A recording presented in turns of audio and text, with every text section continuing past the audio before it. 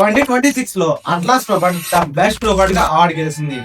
And Honda company 2028 లో మనుషుల place లో రోబోట్స్ పెడతామని ఇండైరెక్ట్ గా అనౌన్స్ చేశారు. Welcome to update number 59 in part of 28 days. ఈ అవార్డ్ ని CNET అనౌన్స్ చేసింది.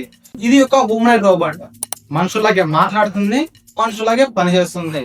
కానీ ట్విస్ట్ ఏంటంటే ఈ రోబోట్ ఎక్స్పెరిమెంటల్ లా కాదు, కమర్షియల్ ప్రొడక్ట్ రెడీ చేస్తున్నారు. డైనమిక్ బస్టన్ సిటీలో మాస్ ప్రొడక్షన్ స్టార్ట్ చేస్తున్నారు. 2026 లో ప్రిపేర్ అయ్యే ప్రతి రోబోట్ గూగుల్ డీప్ ఫైండ్ కి అండ్ హోండా కంపెనీకి మాత్రమే వెళ్తాయి, మార్కెట్ లో కాదు.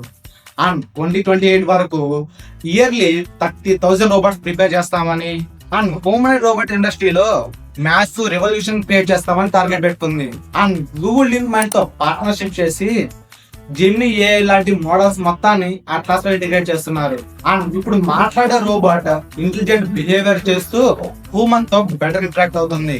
అండ్ ఇప్పుడు రోబోట్ మనిషిలాగా మాట్లాడుతుంది, మనుషుల బిహేవియర్ కూడా అర్థం చేసుకుంటుంది. అండ్ మీరేమనుకుంటున్నారు, ఈ రోబోట్ వల్ల మనుషుల జాబ్ పోయే ఛాన్స్ ఉందా? మీ ఒపీనియన్ అయితే కామెంట్ చేయండి. అండ్ నెక్స్ట్ అప్డేట్ చూడాలని ఉందా? చూడాలని ఉందే. సబ్స్క్రైబ్ అవ్వచ్చు మాకే.